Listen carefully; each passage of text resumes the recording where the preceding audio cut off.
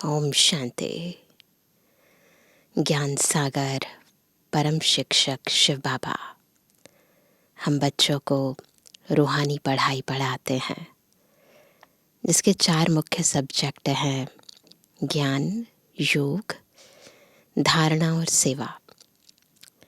जिस स्कूल में पढ़ाई के साथ साथ हॉबी क्लासेस भी होती हैं। पढ़ाई तो पढ़नी पड़ती है, लेकिन हॉबी अच्छी लगती है। वैसे ही इस पढ़ाई में भी बाबा हमारी हॉबी क्या होनी चाहिए, किस चीज़ में दिलचस्पी होनी चाहिए, क्या करने से आत्मा को आनंद की अनुभूति होती है, क्या करने के बाद अतीन्द्रिय सुख का अनुभव होता है, वही हमारी हॉबी है। और ये हम जानते हैं कि जब जब हम बाबा को याद करते हैं, देह के संबंधों को भूलते हैं, आत्मिक स्थिति में टिकते हैं और आत्माओं की सेवा करते हैं, तो हमारे दिल को बहुत अच्छा लगता है। तो इसीलिए इस ज्ञान मार्ग में भी बाबा की याद में रहना, ज्ञान सुनाना, वर्णन करना, मनन करना, सेवा करना, यही हमारी हॉबी है। और आज की मुरली इन हॉबीज़ पर ही आधारित है। सुनते हैं प्यारे बाबा के मधुर महावाक्य। आज है 21 अप्रैल 2026। बाबा के महावाक्य हैं, मीठे बच्चे, ज्ञान सागर बाप आए हैं तुम बच्चों के सम्मुख ज्ञान डांस करने। तुम होशियार सर्विसेबल बनो तो ज्ञान की डांस भी अच्छी हो। होशियार है, सर्विसेबल है, तो बाबा के मुख से भी ऐसे ऐसे शब्द निकलते हैं जो सुनकर आत्मा का मन झूमने लगता है। और बाबा भी इंटरेस्ट से नई नई पॉइंट सुनाने लगते हैं। प्रश्न है, संगम युग पर तुम बच्चे अपने में कौन सी हॉबी यानी आदत डालते हो? उत्तर है, याद में रहने की। यही है रूहानी हॉबी। इस हॉबी के साथ साथ तुम्हें दिव्य और अलौकिक कार्य भी करने हैं। तुम हो ब्राह्मण, तुम्हें सबको सच्ची सच्ची कथा ज़रूर सुनानी है। सर्विस की भी तुम बच्चों में हॉबी होनी चाहिए। है सब में ये हॉबीज़। आज का गीत है, धीरज धर मनुआ, तेरे सुख के दिन आए के आए। धीरज धर मनुआ, धीरज धर,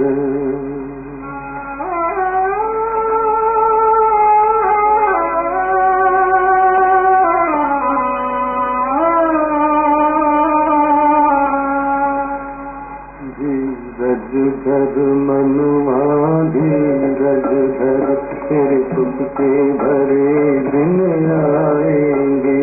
धीरज धर मनुआ, धीरज धर, तेरे सुख के भरे दिन आएंगे। तकदीर का सूरज चमकेगा, गम के बादल हट जाएंगे। धीरज धर मनुआ, धीरज धर।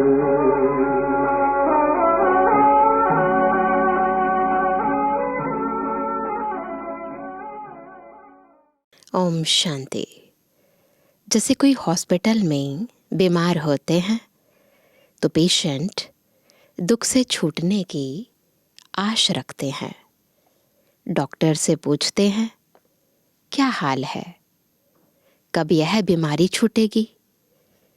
वह तो सब हैं हद की बातें, यह है बेहद की बात। बाप आकर बच्चों को राय देते हैं। यह तो बच्चे जान चुके हैं कि बरोबर सुख और दुख का खेल है। यूँ तो तुम बच्चों को सतयुग में जाने से भी जास्ती फायदा यहाँ है। क्यों? क्योंकि जानते हो कि इस समय हम ईश्वरीय गोद में हैं। बाकी युगों में ईश्वरीय गोद नहीं मिलेगी। ईश्वरीय औलाद हैं। इस समय हमारी बहुत ऊंच ते ऊंच गुप्त महिमा है। मनुष्य मात्र बाप को शिव, ईश्वर, भगवान भी कहते हैं, परंतु जानते नहीं हैं, बुलाते रहते हैं। ड्रामा अनुसार ही ऐसा हुआ है।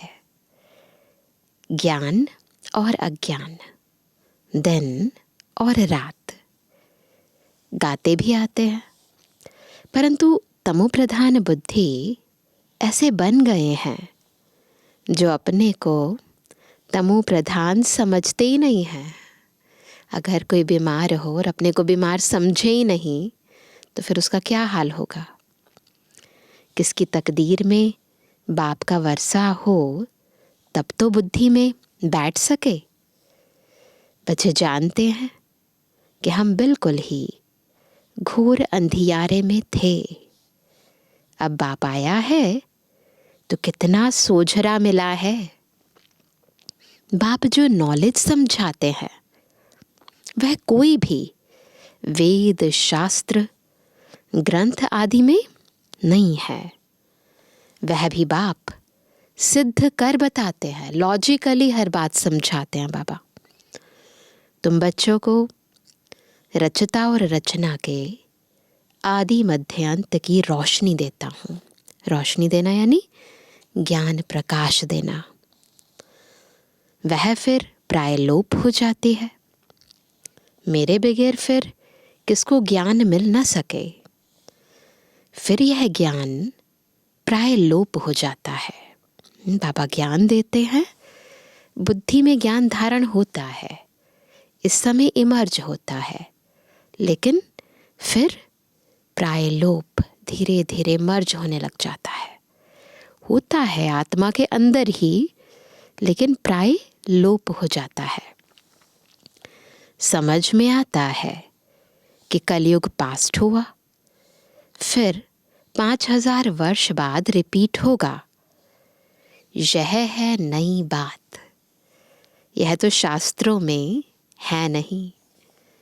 बाप यह नॉलेज सभी को एक जैसी पढ़ाते हैं, परंतु धारणा में नंबरवार है।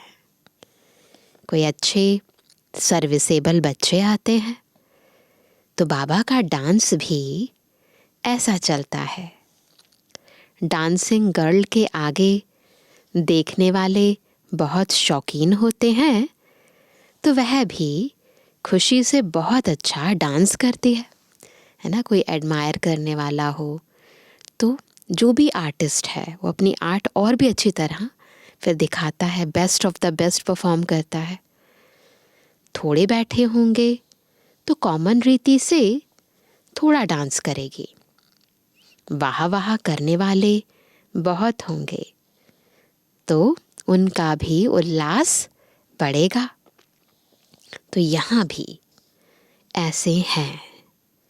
मुरली सब बच्चे सुनते हैं, लेकिन सम्मुख सुनने की बात और है ना। जिन्होंने भी साकार बाबा के सम्मुख मुरली सुनी होगी उसकी तो बात ही कुछ और होगी। अव्यक्त बाप दादा के भी जब सम्मुख मुरली सुनते हैं तो बात कुछ और होती है ना।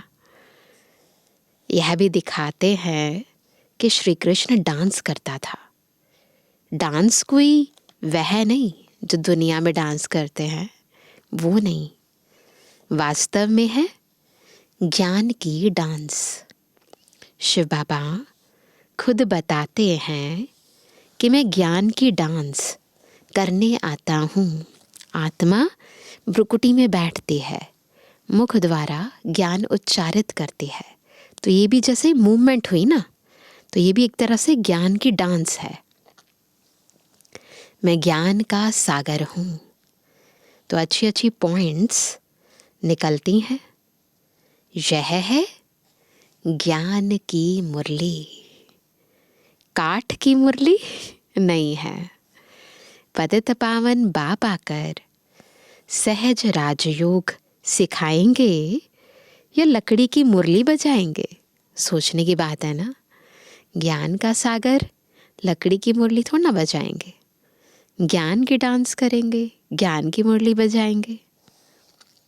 यह किसके ख्याल में नहीं होगा कि बाप आकर ऐसे राजयोग सिखाते हैं। अभी तुम जानते हो। बाकी कोई भी मनुष्य मात्र को यह बुद्धि में आ ना सके। आने वालों में भी नंबरवार पद पाते हैं। जैसे कल्प पहले किया है वैसे ही पुरुषार्थ करते रहते हैं। तुम जानते हो कि कल्प पहले मुआफिक बाप आते हैं। आकर बच्चों को सब राज खोलकर बताते हैं। कहते हैं कि मैं भी बंधन में बंधा हुआ हूँ। हर एक इस ड्रामा के बंधन में बंधा हुआ है। जो कुछ सतयुग में हुआ था वही फिर होगा। कितनी अनेक प्रकार की योनियां हैं। सतयुग में इतनी योनियां थोड़े ही होंगी। इतनी तरह के जीव जंतु हैं ना। सतयुग में सारे थोड़ी ना आएंगे। वहाँ तो थोड़ी वैरायटी होती है। फिर वृद्धि को पाते रहते हैं। जैसे धर्म भी बढ़ते जाते हैं ना। कोई भी फिल्म होती है, शुरू में थोड़े से एक्टर्स आते हैं स्टेज में, धीरे धीरे बढ़ते जाते हैं।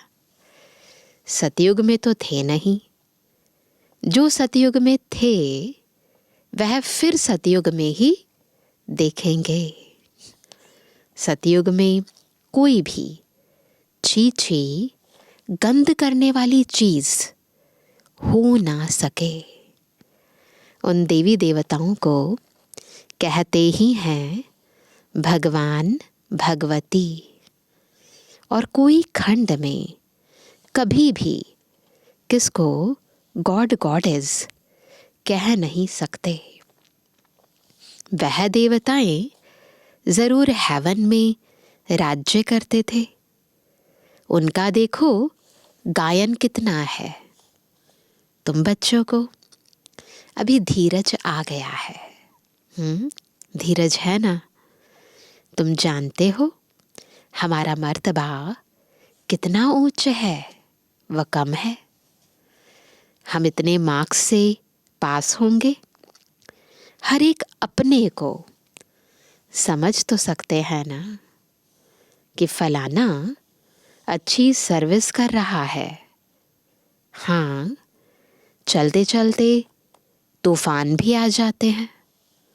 बाप तो कहते हैं कि बच्चों को कोई भी ग्रहचारी तूफान आदि ना आए, है ना। बाबा थोड़ी ना चाहेंगे बच्चे परेशान हो। माया अच्छे अच्छे बच्चों को भी गिरा देती है। तो बाप धीरज देते रहते हैं।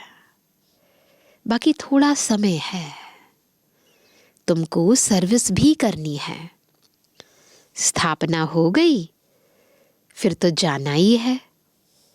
इसमें एक सेकंड भी आगे पीछे नहीं हो सकता। सब कुछ एक्यूरेट है। यह राज बच्चे ही समझ सकते हैं। हम ड्रामा के एक्टर्स हैं। इसमें हमारा मुख्य पार्ट है। हम सब हीरो हीरोइन पार्टधारी है ना। भारत पर ही हार और जीत का खेल बना हुआ है। भारत ही पावन था। कितनी पीस प्रॉस्पेरिटी थी। यह कल की ही बात है। कल हमने ही पाठ बजाया था, याद आ रहा है आपको? कल ही तो पाठ बजाया था। बेहद की दृष्टि से देखे ना तो ऐसे लगेगा कल, आज और कल। 5000 वर्ष का पाठ सारा नूंधा हुआ है। हम चक्र लगाकर आए हैं। अब फिर बाबा से योग लगाते हैं। इससे ही खाद निकलती है। बाप याद आएगा तो वर्षा भी जरूर याद आएगा। पहले पहले अल्फ को जानना है। पहले पहले अल्फ को जानना है। बाप कहते हैं तुम मेरे को जानने से मेरे द्वारा सब कुछ जान जाएंगे, है ना? है बिंदु, पर बिंदु को जान गए तो सिंधु का सारा ज्ञान समा जाएगा।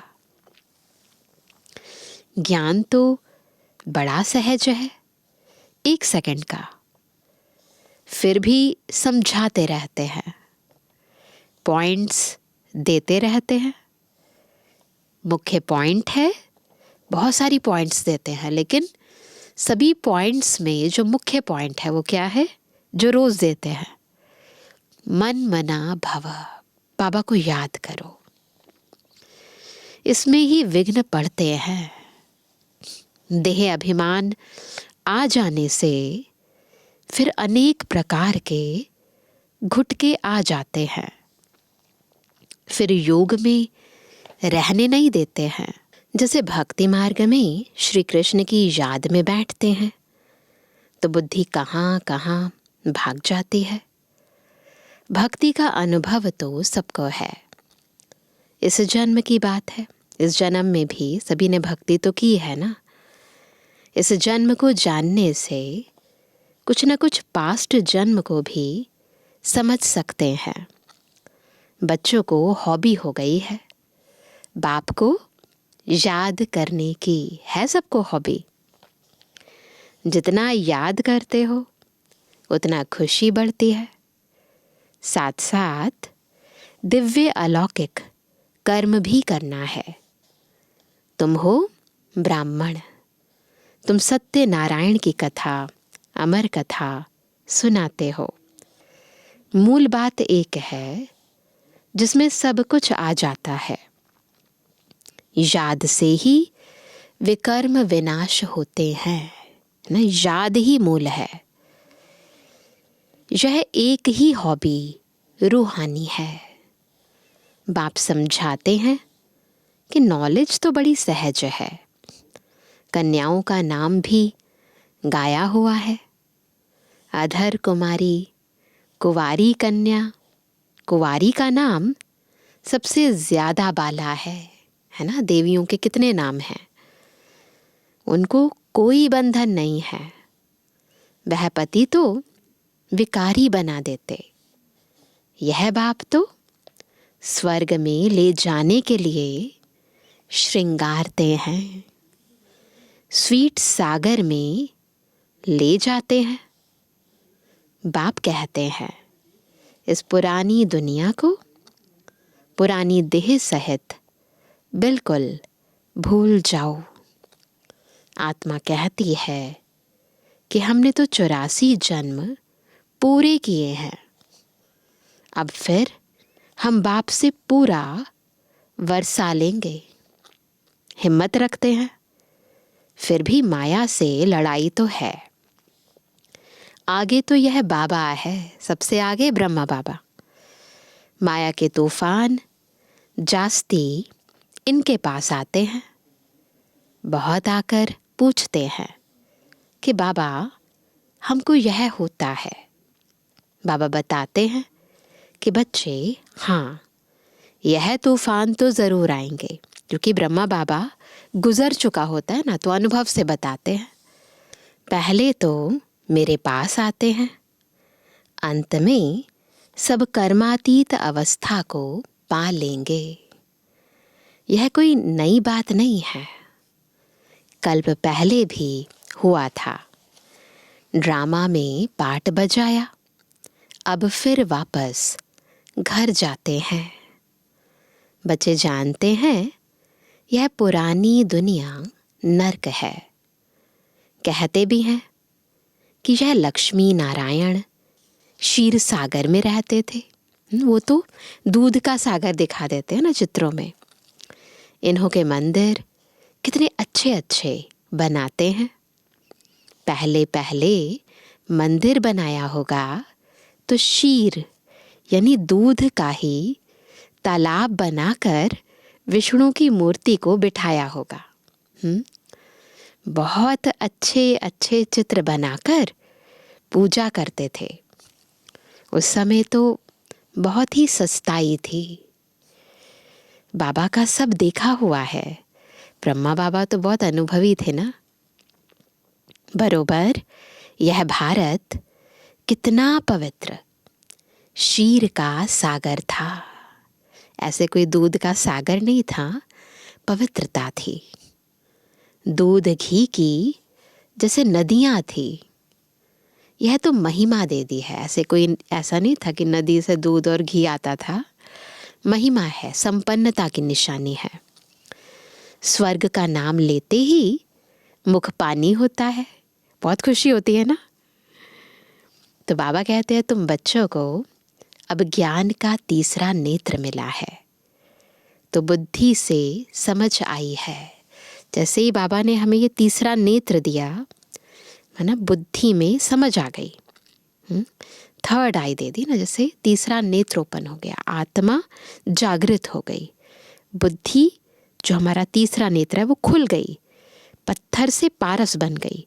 तो ज्ञान जो बाबा सुना रहे हैं वो यथार्थ बुद्धि में बैठने लगा, पता चलने लगा क्या सही है क्या गलत है।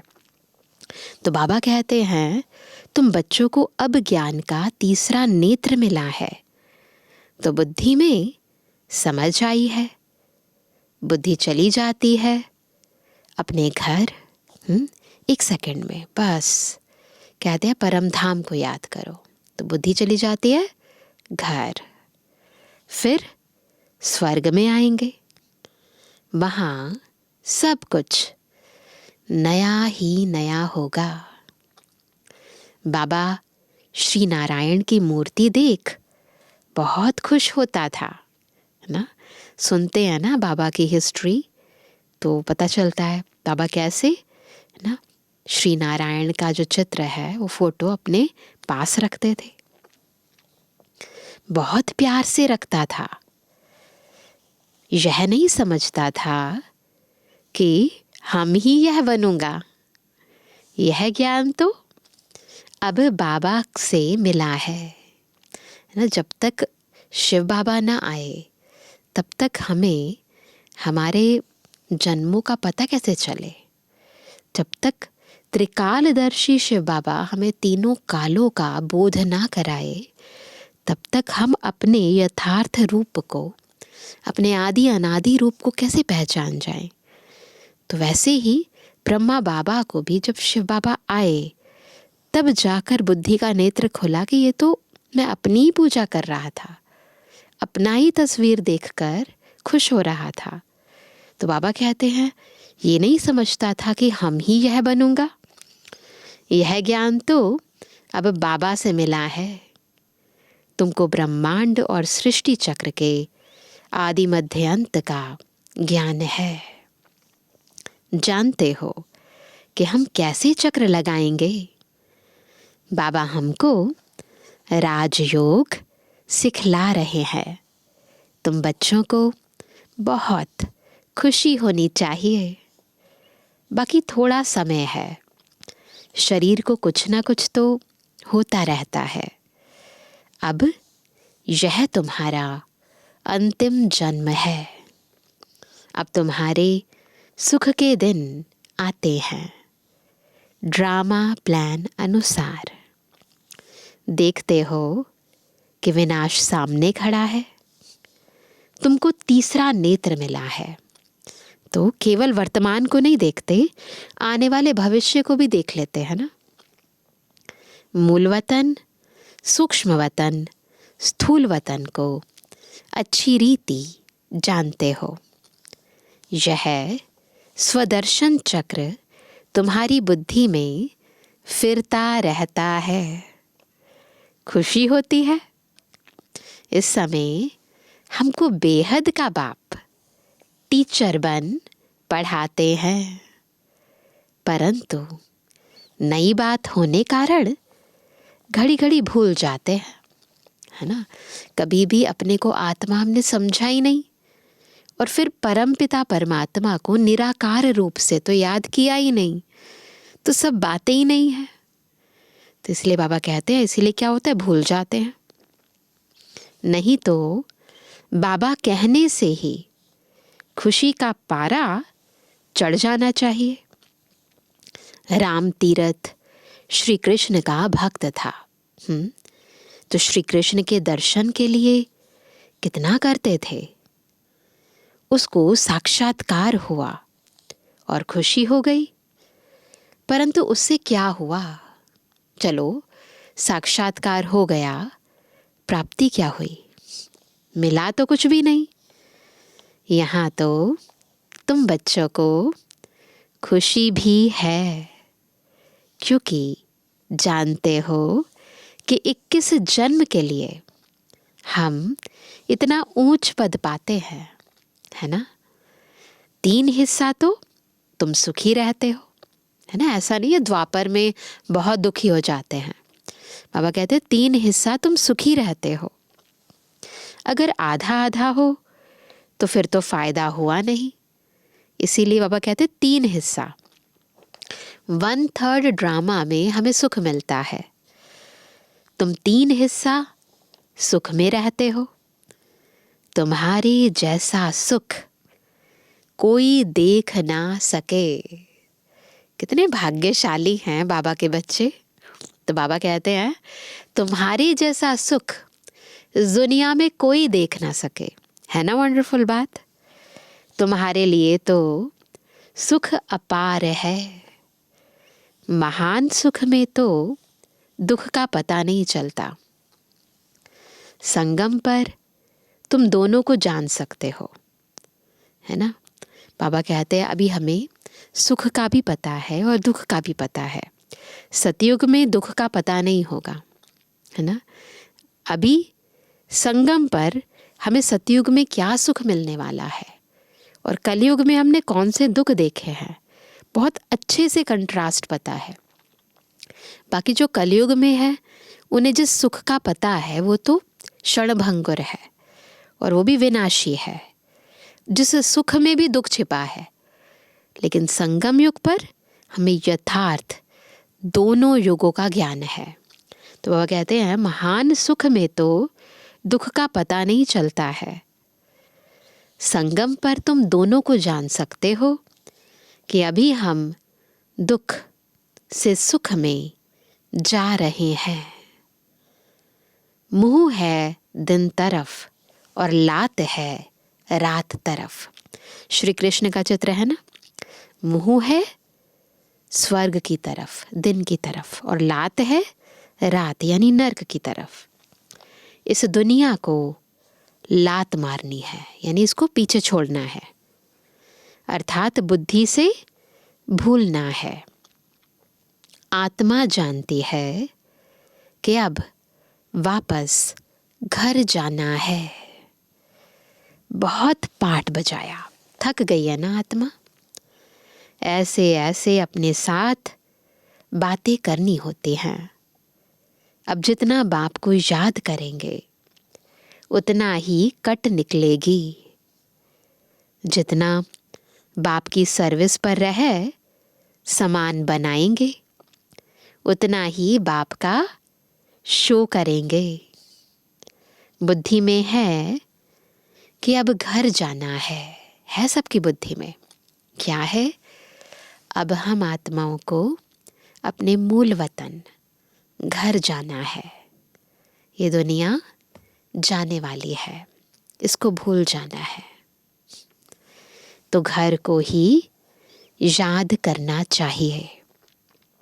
पुराना मकान गिरता रहता है, अब कहाँ नया मकान कहाँ पुराना मकान, रात दिन का फर्क है। यह तो हूबहू विषय वैतरणी नदी है। विषय वैतरणी नदी ना, गरुड़ पुराण में इसका वर्णन है। एक दो को मारते झगड़ते रहते हैं, बाकी भी बाबा आया है तो बहुत लड़ाई शुरू हो गई है। अगर स्त्री विकार नहीं देती तो कितना तंग करते हैं, कितना माथा मारते हैं। कल्प पहले भी अत्याचार हुए थे। वह अभी की बात गाई जाती है। जो गायन है ना कहानियों में, वो बातें अभी की हैं। देखते हो कि कितना पुकारती हैं। वही ड्रामा का पार्ट बज रहा है। यह बाप जाने और बच्चे जाने और न जाने कोई, है ना। ये सारी गहरी बातें हैं, गुप्त बातें हैं। आगे चल सबको समझने का है। गाते भी हैं पतित पावन, सर्व का सद्गति दाता बाप है। तुम कोई को भी समझा सकते हो कि भारत स्वर्ग और नर्क कैसे बनता है।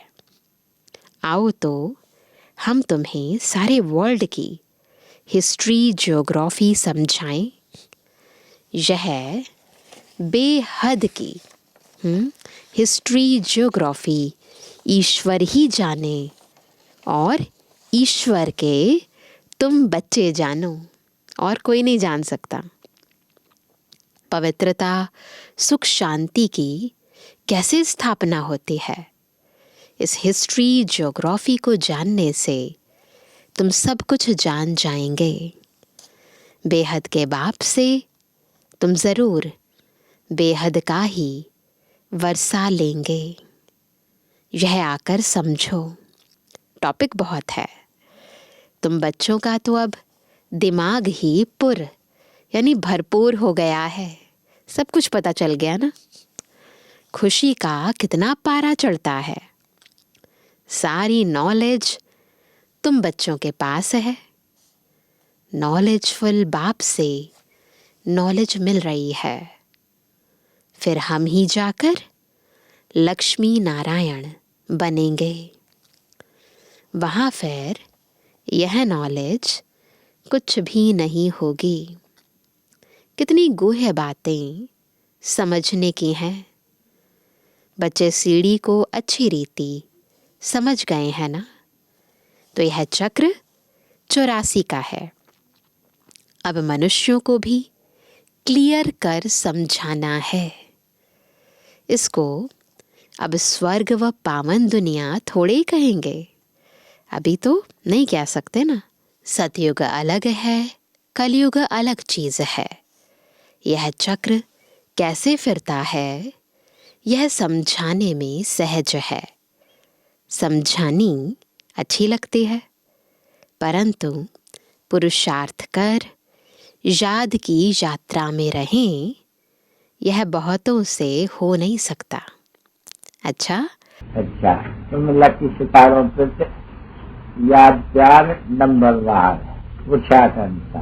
रूहानी बच्चों की रूहानी बाप दादा को गुड मॉर्निंग, नमस्ते नमस्ते नमस्ते। धारणा के लिए मुख्य सार पहला, इस पुरानी देह और पुरानी दुनिया को बुद्धि से भूल। दोनों चीज़ें, इस पुरानी देह और दुनिया को बुद्धि से भूल बाप और घर को याद करना है। क्या भूलना है, क्या याद करना है? बुद्धि वही है। सदा इसी खुशी में रहना है कि अभी हमारे सुख के दिन आए कि आए। दूसरा, नॉलेजफुल बाप से जो नॉलेज मिली है उसका सिमरण कर दिमाग को यानी भरपूर रखना है। देह अभिमान में आकर कभी भी किसी प्रकार का घुटका नहीं खाना है। वरदान है सदा एक रस स्थिति के तख्त पर, तख्त कौन सा है? एक रस स्थिति का। सदा एक रस स्थिति के तख्त पर विराजमान रहने वाले बाप दादा के दिल तख्त नशीन भव। बाबा के दिल का तख्त हमें तब मिलेगा जब हम एक रस स्थिति के तख्त पर पहले विराजमान होंगे। सभी से श्रेष्ठ तख्त बाप दादा के दिल तख्त नशीन बनना है।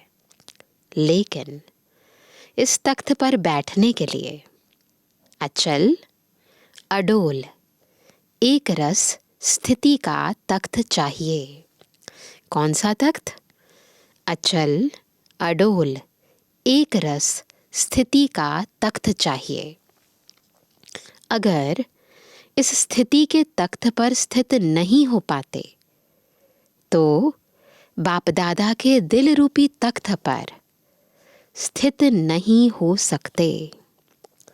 इसके लिए अपने भ्रुकुटी के तख्त पर अकाल मूरत बन स्थित हो जाओ। क्या करना है? भ्रुकुटी तख्त पर अकाल मूरत बनकर स्थित हो जाना है। इस तख्त से बार बार डगमग ना हो।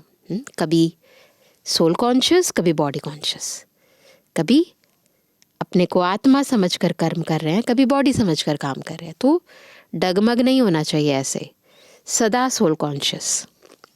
तो बाप दादा के दिल तख्त पर विराजमान हो सकेंगे। तो यही तरीका है। स्लोगन है, शुभ चिंतन द्वारा नेगेटिव को पॉजिटिव में परिवर्तन करो। नेगेटिव को पॉजिटिव में चेंज करने के लिए क्या करना है?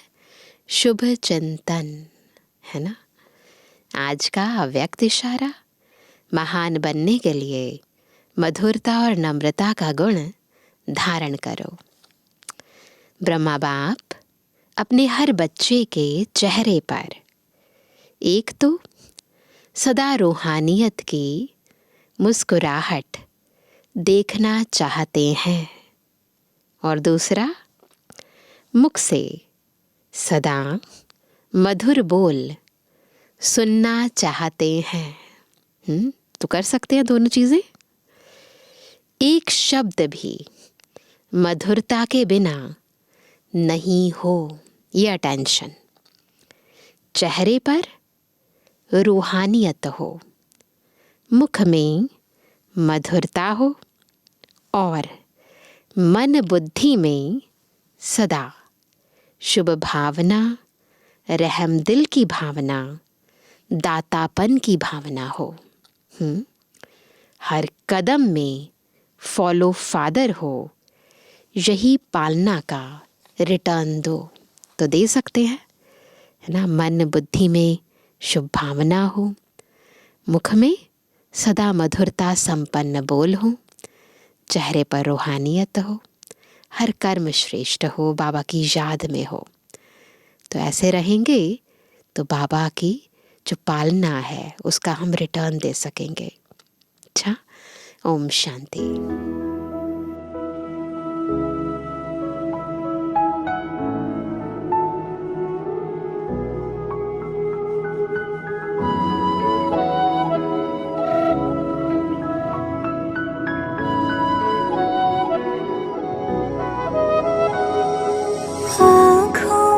सामने हो ना हो, मेरे दिल के बाबा पास हो, मेरे संग संग रहते सदा, देते ये एहसास हो। आँखों के सामने हो ना हो, मेरे दिल के बाबा पास हो, के सामने हो ना हो।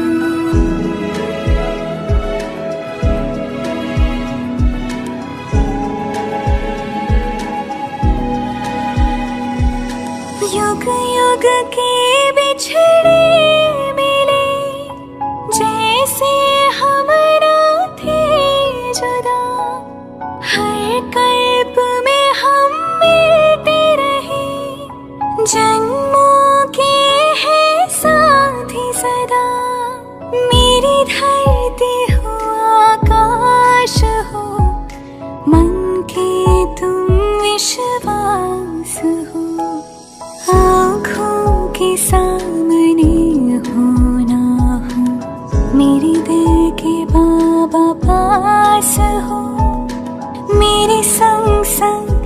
रहते सदा, देते ये एहसास हो, आँखों के सामने हो ना हो।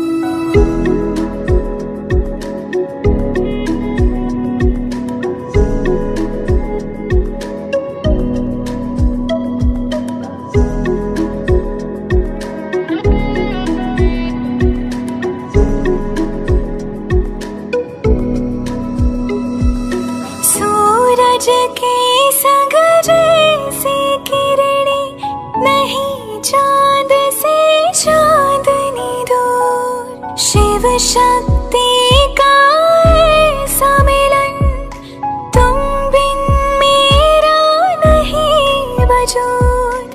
मधुबन क्यों ना बने मन मेरा, भगवान का जिसमें वास हो, आँखों के सामने हो ना हो, मेरे दिल के बाबा पास हो, मेरे संग संग रहते सदा, देते ये एहसास हो, आँखों के सामने हो ना हो।